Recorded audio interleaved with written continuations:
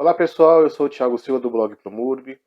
Ontem ocorreu um debate na TV Cultura, estiveram presentes 10 candidatos. Eles falaram sobre vários temas, habitação, transporte, saúde, educação. Não fugiu muito daquilo que eles vinham já dizendo, afirmando, defendendo na campanha política. E isso para o bem ou para o mal. Então nós vamos fazer alguma análise sobre os pontos mais interessantes a partir de agora no nosso vídeo. Vamos lá!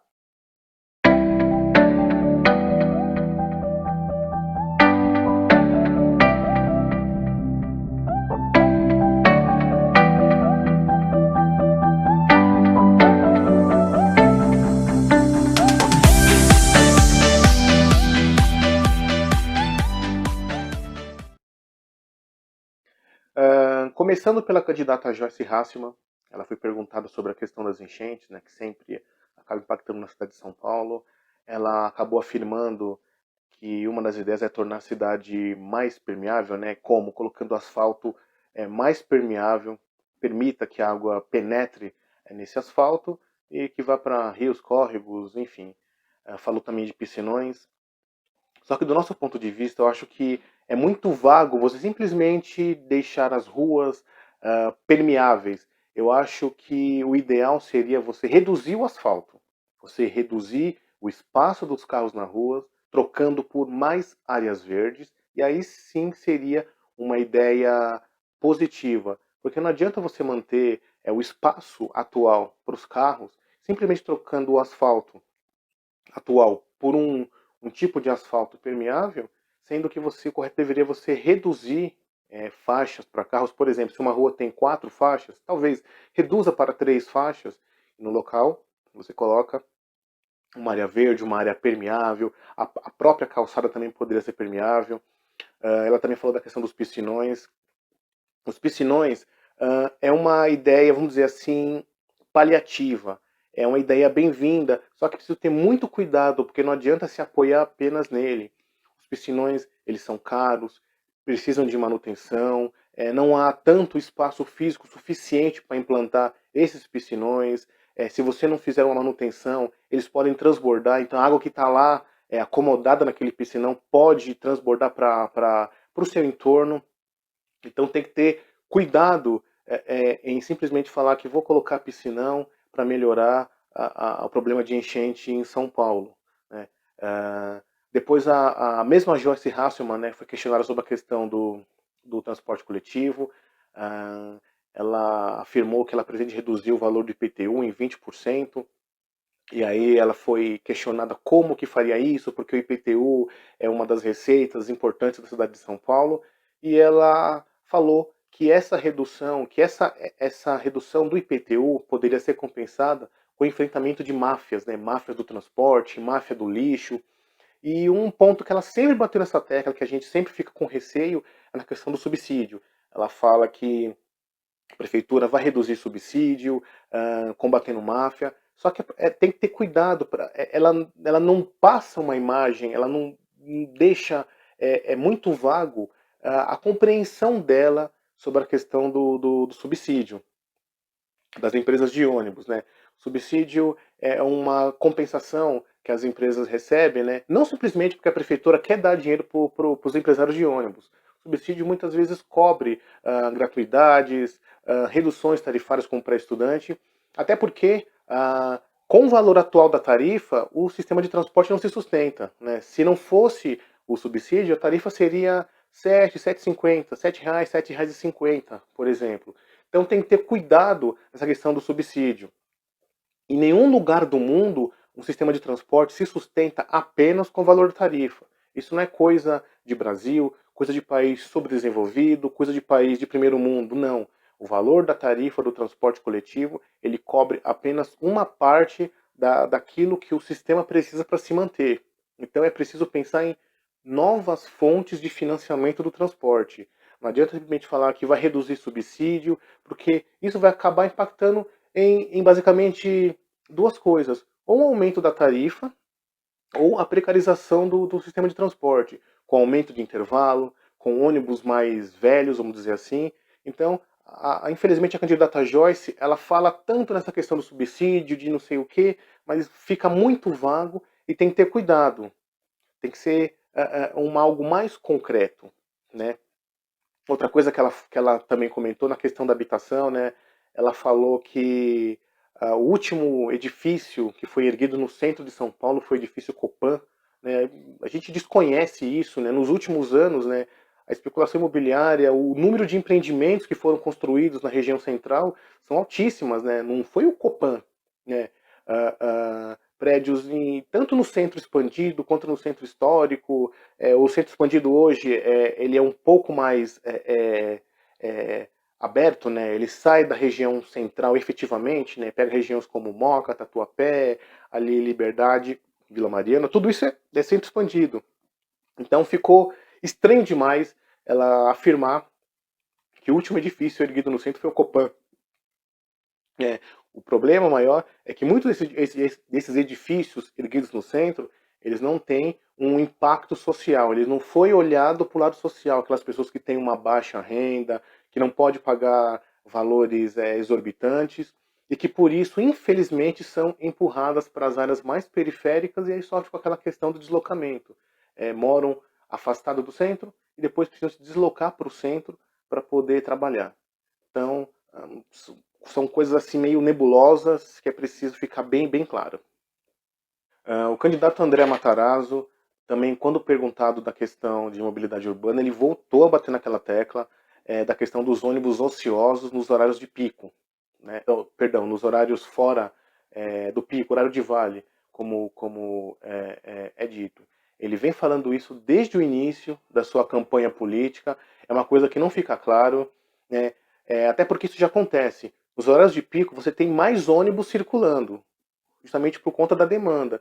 E após esse horário de pico, ou entre o horário de pico da manhã e da tarde, obviamente você tem menos ônibus, você tem uma demanda menor, então você tem menos ônibus circulando naquela linha. Então, por exemplo, se o intervalo é de 5 minutos no pico, acaba sendo 10 minutos no horário de vale. Só que ele bate nessa tecla da questão de ter ônibus batendo lata no horário de vale. É preciso ter cuidado com isso, porque é uma forma de dizer, de insinuar que o transporte, que os ônibus precisam estar sempre cheios para serem eficientes. Isso é um erro, né? Você tem que colocar um intervalo máximo. Não adianta, não é porque você está no horário de vale que você vai simplesmente aumentar o intervalo meia hora, 40 minutos, porque quem está no ponto de ônibus acaba sendo prejudicado. Então tem que ter todo esse cuidado. Não é porque o ônibus está batendo lata ali que ele não deveria estar ali. Repito, essa questão de ônibus estar lotado vai naquela questão do financiamento de transporte apenas com o dinheiro da tarifa. Isso é um erro. Agora, na pandemia, isso ficou claro, virou uma bomba relógio. Não teve passageiro, dinheiro não estava entrando em caixa, as empresas começaram a quebrar algumas delas, mandaram funcionários embora, reduziram frota. Então tem que ter cuidado. Ônibus batendo lata no horário de vale não significa ineficiência. Até porque ele tem que prestar o serviço. Né? Na pandemia, repetindo, você reduziu a demanda de passageiros, só que nem por isso você tem que extinguir o serviço. Tem que estar lá mantendo, porque vai ter alguém que vai estar usando aquele serviço. Ainda do André Matarazzo, um ponto positivo dele foi na questão de urbanização de favelas. Ele bateu na tecla várias vezes. Ele falou de regularização fundiária, de você colocar instrumentos, empreendimentos, estruturas, equipamentos nas áreas mais periféricas, como escolas, bases de guarda civil, equipamentos de saúde, parques, enfim. É uma ideia muito boa. É até muito mais rápido, tem um efeito mais efetivo do que simplesmente se apoiar no plano diretor, como muitos candidatos estão afirmando nessa eleição, de que agora vai ter a chance de ouro, vai ter revisão do plano diretor agora nos próximos anos. Só que o plano diretor é uma coisa que não é a curto prazo, é uma coisa que tem que ser revista, bem analisada, bem estudada, e ultrapassa uma gestão. Evidentemente que tem que se fazer, tem que se rever, mas focar apenas no plano diretor, sendo que há outras medidas que são até mais rápidas, que ajudam bastante, é um erro. O candidato Arthur Duval, né, ele é um dos candidatos que mais bate nessa tecla do plano diretor. muitas vezes durante o debate que aconteceu na TV Cultura e até em outras situações, sempre quando questionado da questão de mobilidade urbana, como fazer essa equação, o pessoal que se desloca da periferia até o centro da cidade, ele sempre respondia com um plano diretor. E aí vai na questão do André Matarazzo. Não tem que pensar apenas no plano diretor. É um erro ficar focando nele. Existem soluções com custo menor, mas que tem um resultado positivo, né? Faixas exclusivas, por exemplo, faixa exclusiva é barata, é rápida e tem um efeito bem efetivo, bem positivo.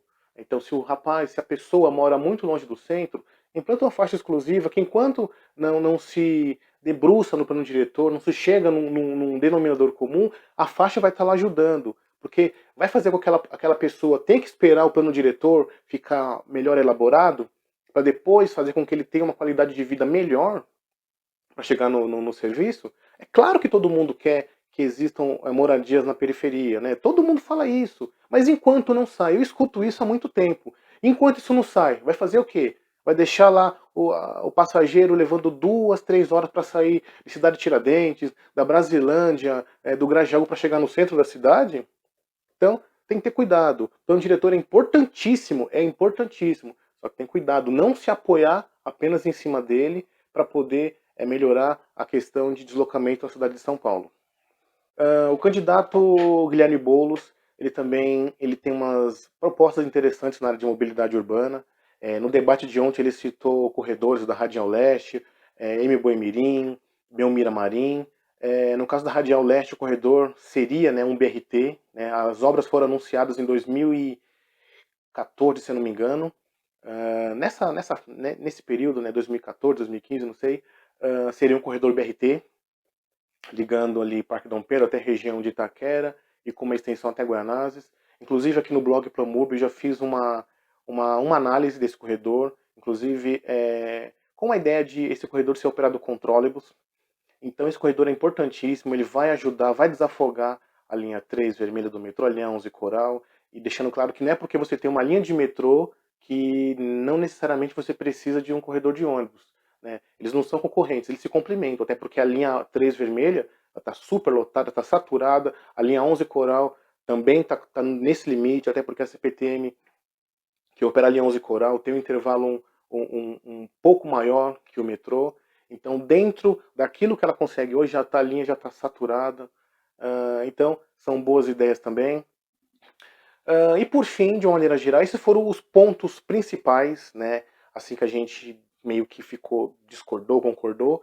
Mas de uma maneira geral, alguns candidatos defenderam ampliação de faixas exclusivas, corredores como André Matarazzo, candidato Márcio França, candidato Marina Elou, o Orlando Silva, né, Gilmar Tato.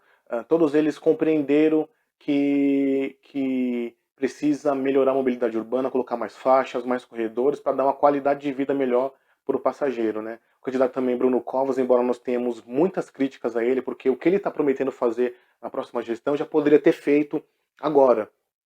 Nós já publicamos artigos mostrando que a sua gestão ficou parada esses 3 anos aí que ele esteve à frente, depois que o prefeito na época, Dória, saiu da prefeitura, foi para o governo do estado, Bruno Covas assumiu, infelizmente paralisou, faixa exclusiva, corredor, ciclovia, deixou para fazer alguma coisa agora dos últimos 6 meses, de junho de 2020 para cá. Então, não adianta tentar pensar em utopias, né, vamos dizer assim. Eu acho que o básico dá para fazer, é rápido, é barato e tem um peso muito positivo na vida das pessoas que usam o transporte coletivo diariamente. Tá? Então é isso, foi um vídeo relativamente rápido. Obrigado aí. Comenta aí embaixo se concordou, discordou, etc. Não tem problema. E até o próximo vídeo. Um abraço.